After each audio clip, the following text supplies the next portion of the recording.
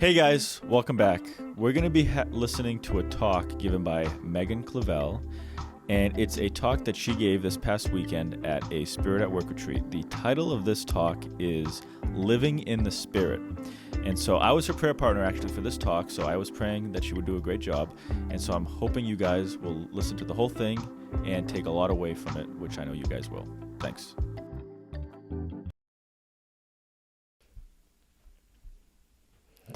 Forgiveness is tricky. It is a choice that everyone has to make many times throughout their life. It is not always an easy or a pretty choice, and it takes a lot of courage to forgive someone, especially after being hurt. This summer, I had to make the decision to forgive someone who had deeply hurt me. It wasn't something that I was jumping at the bit to do, and I wasn't excited to do it. But I knew it was a necessary and very good action to make. Actually saying the words, "I forgive you," was easy, but the process of actually choosing to forgive was not. One of the biggest choices I had to make was the decision to forgive my ex. Over the course of our 3.5-year relationship, he did many things that hurt me. He often made me feel less than enough. He would blame things on me that I didn't do, and he would frequently tell me that I didn't make him feel loved. He also struggled with his mental and physical health, but he refused to get proper treatment. This led to him becoming easily frustrated with me, and he would lean on me, even though I didn't know how to best help him. I did my best to help him, but nothing that I ever did for him was enough. I often thought of breaking up with him, but then I would always remember the good times in our relationship when we were really happy. I thought about how loved and how special he could make me feel. I loved him, so I thought, why would I break up with him? I really truly believed that he was the man that I would marry. In fact, he proposed to me, and I naively thought that this would solve all of our problems. But it only brought more. We were both very stressed out and tired of trying to make something work that clearly wasn't supposed to work.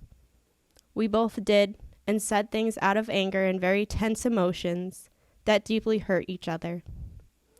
I truly believe, though, that he tried to love me as best he could. But even though his words were proclaiming his love for me, his actions did not. I didn't know what to do, but I just knew that I couldn't keep dealing with what was going on anymore. A few weeks before I made the decision to break off our relationship, I found myself very angry with God. I kept asking myself, why couldn't we figure this out? I thought that it was supposed to be easy because we loved each other so much. I started talking to a few very close friends and my parents about everything. They offered me advice, prayer, and encouraged me to really cling to Christ. And prayer really helped me through this time of emotional distress and sadness. I was very upset with God, but instead of running away from him, I ran towards him. I needed him because I knew only he could comfort me completely. Through prayer, I was able to discern what God wanted me to do about the problems that I was facing. Whenever I thought about ending my relationship, I felt so much peace. I knew that this was the path that I needed to take and the one God wanted me to. However, I knew that I didn't want to, and I was afraid that my choice wouldn't be met kindly by my ex. I prayed for the courage and the wisdom to have this conversation. I had to let go of fear, the fear of being lonely and the fear of being left with absolutely nothing. I also had to let go of my anger. After my ex and I broke up, I needed to start the long process of forgiving him. Forgiving my ex wasn't something that I was really looking forward to doing. He had hurt me in many, many ways, in his words and in his actions. I also discovered that he had been emotionally abusing me. To be honest, I didn't want to think about everything that had happened while we were dating because of how much pain and sadness it caused me. However, God made it clear that he wanted me to forgive him. But how could I possibly do that? Each time I thought of forgiveness, the thought of, he hurt you so much, he doesn't deserve it, entered my mind. But then I would look at the crucifix and think, if God could forgive me of all of my sins and failings, then who am I to hold forgiveness from someone else? This way of thinking helped me to look at my past relationship in a new way. Instead of remembering the things that my ex had done wrong, I started to see how I had also been wrong in those situations. Through much prayer and time spent in confession, God gave me the ability and the courage to forgive my ex. And once I did, I felt so much peace. I knew that forgiveness was the right thing to do because I was able to heal after doing so.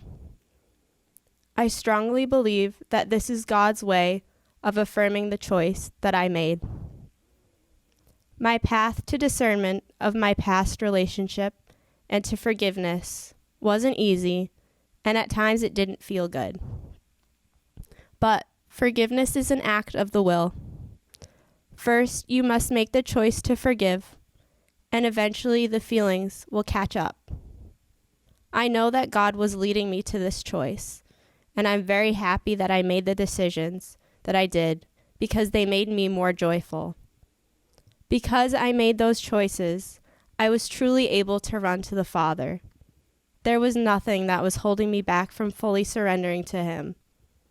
Part of living in the Spirit is listening to him move and speak in your life. The Spirit's word is peace, and doing what the Spirit wills will bring you joy. Being rooted in the Spirit means always striving to do whatever God wills. Sometimes that isn't easy, but God always gives grace to anyone who seeks to answer his call. Being in the Spirit is knowing that only God can truly fulfill our hearts because they are restless until they rest in him. Living in the Spirit is consistently being called to a deeper sense of faith. Each moment of life is a moment of conversion. For me, it looks like me giving my daily fiat, my daily yes, to God. It is me telling God, as Samuel did in 1 Samuel chapter 3, verse 10, "Speak, Lord, for your servant is listening."